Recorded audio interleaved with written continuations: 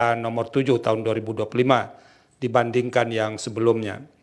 Nah, itu pertama di kewenangan. Di kedudukan hukum, ini yang perlu ada perombakan yang agak serius, karena belum dijelaskan siapa pemohon ini, ketiga-tiganya. Jadi harusnya dijelaskan Pak Roy Suryo itu siapa, Ibu Tifa siapa, dan segala macam. Lalu, apa sih problem konstitusional yang dihadapinya berkaitan dengan norma ini? Dan itu belum jelas. Jadi, dan itu harus disertakan bukti. Jadi kalau diceritakan orang ini begini, begini, dan segala macamnya, tidak ada buktinya, nah kan tidak kuat. Kan kami tidak bisa membenarkan sesuatu yang tidak dibuktikan. Oleh karena itu, jelaskan, kalau tadi dikatakan orang ini disangkakan dengan menggunakan pasal ini, itu penetapan sebagai tersangkanya dijadikan sebagai bukti untuk masing-masing pemohon ini.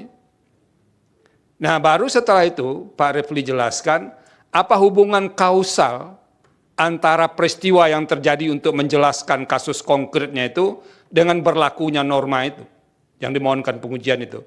Sehingga nanti memenuhi prinsip kausal verban. Jadi ada hubungan sebab akibat antara berlakunya norma yang dimohonkan pengujian dengan kerugian atau setidak-tidaknya anggapan kerugian hak konstitusional yang dialami oleh pemohon. Dan itu sama sekali belum ada di legal standing atau kedudukan hukum pemohon. Jadi baru hanya sebatas menyebutkan pasal-pasal, lalu tidak ada elaborasi apa kaitannya pasal ini dengan ketiga pemohon ini untuk membuktikan kausal verbannya. Tadi lisan dijelaskan Pak Refli, jadi kalau lisan kan tidak bisa kita nilai ini Pak Refli, jadi harus dicantumkan di sini. Dan itu yang harus ditambahkan. Nanti kan Pak Salman juga nanti akan banyak mengerjakannya ini. Yang ketiga, pokok permohonan atau alasan-alasan permohonan. Ada, kalau dari catatan saya itu ada beberapa norma yang diuji. Nah, yang harus ditambahkan, kalau mau ditambahkan, ini cuma penasehatan, boleh diikuti, boleh tidak. Pertama dulu menjelaskan mengapa masih menggunakan KUHP lama itu. Nah, karena begini Pak Refli, di KUHP baru, KUHP nasional ini, kan ada di sini disebut di pasal 618, nanti bisa dilihat. Pada saat undang-undang ini mulai berlaku, tindak pidana yang sedang dalam proses peradilan menggunakan ketentuan undang-undang ini, kecuali undang-undang yang mengatur tindak pidana tersebut lebih menguntungkan bagi tersangka atau terdakwa. Nah itu tolong jelaskan kenapa masih menggunakan norma ini. Satu. Yang kedua, pasal 310 itu kan sudah pernah dinilai konstitusionalitasnya oleh Mahkamah Konstitusi. Nah nanti tolong dicari putusan-putusan Mahkamah Konstitusi yang berkaitan dengan norma yang ada dalam Kitab Undang-Undang Hukum Pidana yang pernah diputus oleh Mahkamah Konstitusi. Apa masih bisa diteruskan menggunakan pasal ini atau tidak? Atau jangan-jangan ini bukan soal norma, kalau yang menyangkut pasal yang ada dalam pidana lama, ini soal praktek atau implementasi norma. Nah itu yang harus dijelaskan. Nah yang ketiga, yang belum bisa ditemukan secara clear, uraian yang lebih jelas, mengapa norma-norma yang diuji atau yang diuji konstitusionalitasnya ini bertentangan dengan pasal 28D ayat 1, pasal 28E ayat 3, dan pasal 28F.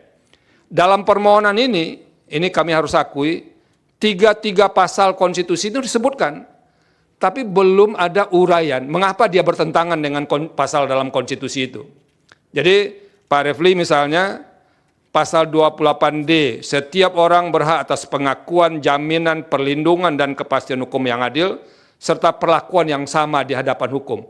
Apakah semua komponen dalam norma pasal 28D ayat 1 ini harus digunakan, atau jangan-jangan bagian-bagian tertentu saja, dan itu yang harus dijelaskan kepada mahkamah. Sehingga kami nanti bisa menilai benar atau tidak norma atau pasal-pasal dalam KUHP dan yang lain itu bertentangan dengan Undang-Undang Dasar 1945 atau tidak. Jadi argumentasi yang dijelaskan itu yang akan kami nilai. Jadi kalau argumentasinya tidak kuat, ya nanti tidak beralasan menurut hukum. Jangan dikira tidak ada problem misalnya, Tapi memang argumentasinya itu yang tidak kuat. Karena jangan memaksa mahkamah untuk mencarikan argumentasi, enggak. Pekerjaan kami adalah menilai argumentasi yang diajukan oleh pemohon, mengapa ini bertentangan dengan Undang-Undang Dasar 1945. Dan dari norma-norma itu sebetulnya hanya baru menempelkan pasal konstitusi, belum menguraikan pertentangan itu. Ini karena ini yang saya hadapi ini doktor konstitusi, jadi saya challenge juga ini kuasa hukumnya untuk menjelaskan ini kenapa dia dikatakan bertentangan, Pak Refli. Nah itu tolong nanti dijelaskan karena yang beberapanya itu sudah pernah diputus oleh Mahkamah Konstitusi. Dan terakhir ini perlu disampaikan